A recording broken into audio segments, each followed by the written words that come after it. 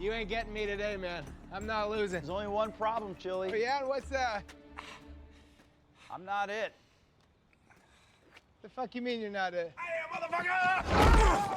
Welcome back. Just like last time, this book is weak in the cover department, which is going to start becoming common from now on. Because of that, I'm going to try rolling everything into one section, as most of the time they'll only be getting shorter.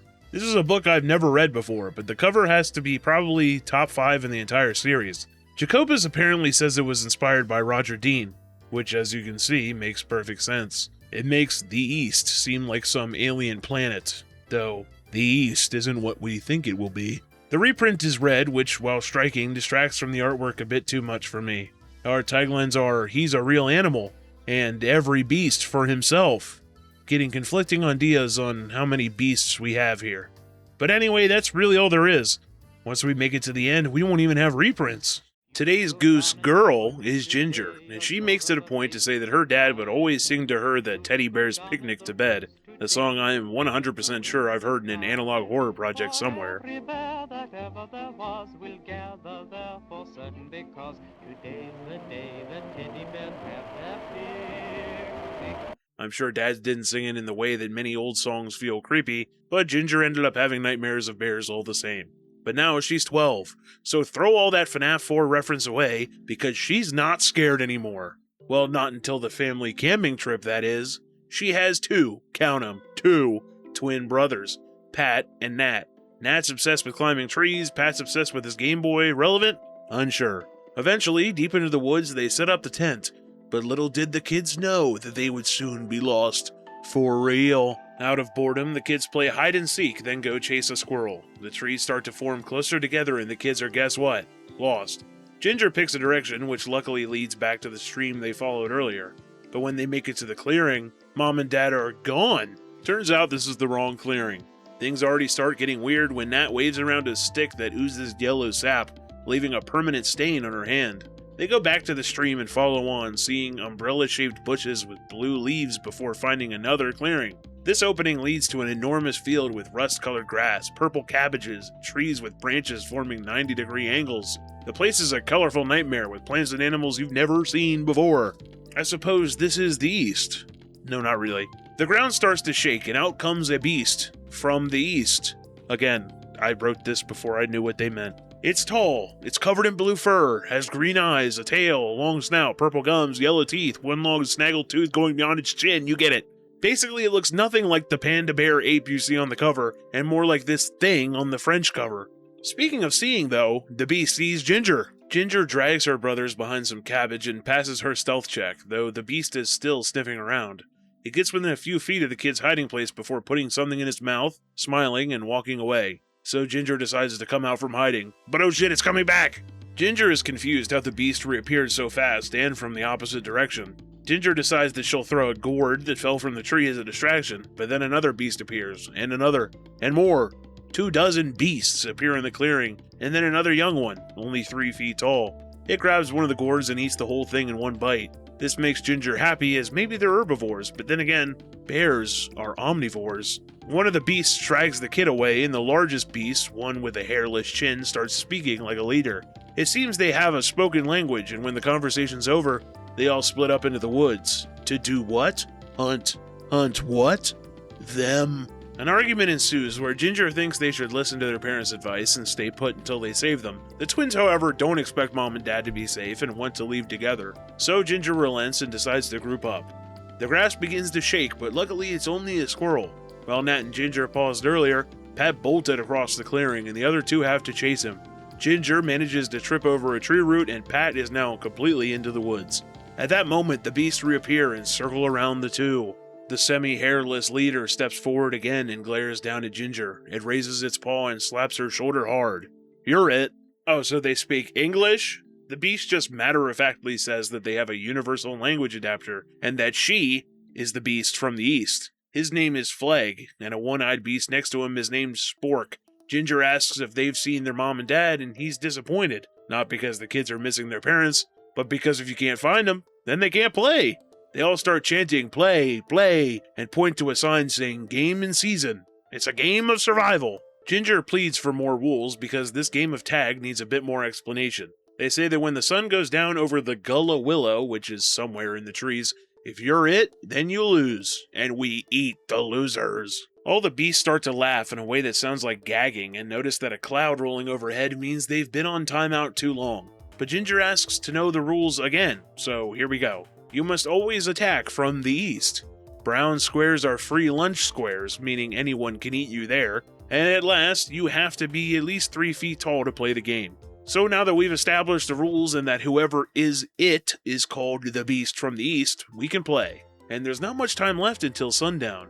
The beasts move into the woods and the kids are left dumbfounded at their situation, but there's no choice other than to play. The kids listen around and hear nothing, Ginger deciding that this is their chance to just make a run for it back to the stream, which actually works. They keep a low profile and manage to find a footprint that must have been Pat's along the way, meaning he must have gone somewhere.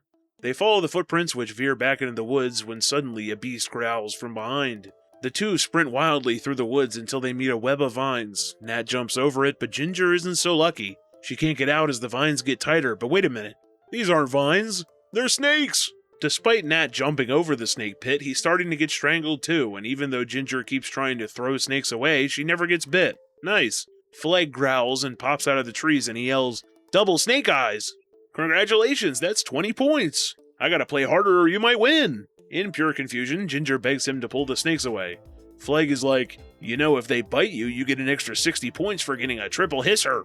But alright, if you say so. He tickles the snakes, which are ticklish, I guess, and he leaves. Flag pokes his head out and laughs because Ginger could have tagged him, but she didn't. Now, Nat is like, oh, this is like tag. No shit, bro. He starts trying to run, but Ginger throws an orange rock to try and stop him. Over time, her hand has become covered in a whole bunch of colors from touching these things in the woods. I can only assume it's relevant because the book won't stop talking about it. The kids look down to see a pile of animal bones picked clean, and under the bones is a brown patch of grass. Free lunch. Despite being the little brother, Nat is the only one with some sense. While Ginger still wants to run away, Nat has a plan to win. Since Flag was nice enough to help with the snakes, they'll scream for help again and use that opportunity to trick him into getting tagged. But how? So Nat will start by using his tree climbing skill. They find the perfect tree and Nat starts climbing to spot the beast's hiding spots. All they need is to tag one of them. Can't be too hard, right? Well, after a bit, Nat goes so high Ginger can't see him anymore, and bark starts to fall and sway. The branches seem to move. Wait, they are moving! Ginger tries to yell out, but it's too late. The branches grab Nat's arms and pin him down to start slapping him. The branches pass him along back down towards the tree's center, where the branches are the strongest. It starts swallowing Nat into itself, and Ginger thinks maybe it's also ticklish like the snakes. Worth a try, as the tree seems to fight back as she approaches. She dodges some slaps and begins furiously tickling this tree until the trunk begins to jiggle. Leaves fall and the tree starts to squirm, letting Nat go in time for him to leap to the ground. Now that distraction's over, Nat reports he saw 3 beasts just hiding behind a big boulder, easy to sneak up on. When they make it over, Nat hides so that Ginger can have an easier time sneaking. Tag, hear it. Unfortunately, after announcing her intentions, nothing's there. The beasts have already moved past this spot and they need a new plan. Nat takes a closer look at the rock and pokes his finger into a hole. This causes the rock to tremble, smoke, and explode. The beasts that were supposed to be behind this thing appear to announce that Nat just touched the penalty rock and pick him up into the air. Ginger demands they let him go for not knowing that rule even existed, but when Flag looks at her hand, he's like, nah, no way, you have to have played this game before. You got Nubloff colors all over you. That's 50 points. So the third one tosses Nat over his shoulder and they leave. Ginger sprints after them until she passes through a carved tunnel to a new clearing. And here is a big-ass birdhouse called the penalty cage. Rules state that he touched the penalty rock, so he's going in the cage. He can leave when we eat him. But she's like, I'm the beast from the east. You're supposed to eat me. Yeah, well, players in the cage get eaten too. Everybody knows that rule. Basic stuff. But actually, there is one way to escape. He's got to eat the free escape tarantula. Don't act like you don't know that rule. She walks up to Flag in anger and tags him. But nah, game's paused. Doesn't count. Nat cries for help, saying he sees some beasts in the distance, so out of frustration, she confidently states she'll be back when she tags somebody. Then she falls down a hole. She was almost about to get one, but now she's a mangled heap at the bottom of a hole. Except for some reason, Goosebumps kids take 10+ foot drops onto stone and just don't get injured. Luckily, in the darkness, she feels some not living roots and finds some footholds to climb out. except when the roots start to break and she falls back down. It's almost sundown, and the evening sky shines down to let Ginger see that it's a free lunch square. The beasts appear, hungry, and while Ginger begs for her life, Flag shrugs. Play games, sometimes you win, sometimes you lose. I also don't even know what the points are for. If you automatically lose by being it, or being on a lunch square, or being in the cage. After some stalling, one finally grabs her, but then a cloud passes overhead. Made in the shade, they all yell, which lasts I don't know how long. It's a one-time free pass for being in the shade. She says she still can't really play stuck in this hole, so Flag rolls his eyes and punches this purple rock on the ground, which lets the ground beneath her rise like an elevator. The sun's soon down and the beasts split up. Ginger decides to chase after Flag, who clearly has the speed advantage. He's gone and Spork taunts her, so she turns. She scans around and sees a blue head poking out. But oh no, it's the baby beast, who just barely isn't 3 feet tall, so he's too short to play. But think. The baby beast must have a grown-up Mr. Beast nearby to watch it, so time to hide. She hears mumbling behind another rock, making sure not to touch it in fear of more penalties, and Spork is there. She tags him and starts hooting and hollering, but not this time. You see, you tagged me from the west. You have to tag from the east, remember? Damn all these arbitrary rules! Ginger climbs the boulder, using the sun's position to determine where east is. Then she says, "Hey Spork, let's pause this game. I'm bored. How about we play my game? It's called Freeze Frame. We spin around and when I say stop, we all freeze and try to keep our balance. Sounds fun." They spin faster and faster, and while Spork begins to wobble, she yells, "Game unpaused." Then she yells, "Freeze," and while he's in place, Ginger tags him. Now it's legal, but not so fast. You can't leave. The other beasts appear. Flag says that she has until he counts to 12, or 5, to run, because the game's still on till sundown. Ginger sprints at full force, almost falling into the stream from earlier. Nearby is the tunnel, so she runs in there and tiptoes through as the beasts run around. Now in the new clearing, she hides behind some dense trees and keeps as quiet as she can. More beasts appear to start looking, and manage to pass right by her, until suddenly she's tackled to the ground. Nat, how did he escape? Escape? No, I'm not Nat. I'm Pat. I've been wandering these woods alone and you're playing a game? Ginger tries to explain the circumstances, but like anybody watching this video, sounds like a bunch of made-up bullshit to him. Their talking alerts one of the beasts, and the growling gets Pat believing pretty fast. They run together deeper into the woods. Ginger reaches a hand out and feels something warm and furry. As if this book couldn't get any stranger, a German shepherd with the face of a squirrel speaks to them in English and tells them to follow it into the hiding cave. They really have no choice but to obey as the beasts appear nearby, and the squirrel dog helps conceal the cave for them outside. Inside the cave, though, it's getting itchy. Something's biting. Squirming! The kids yell for help, and the squirrel dog pokes in to say, "Oh yeah, bugs hide here too!"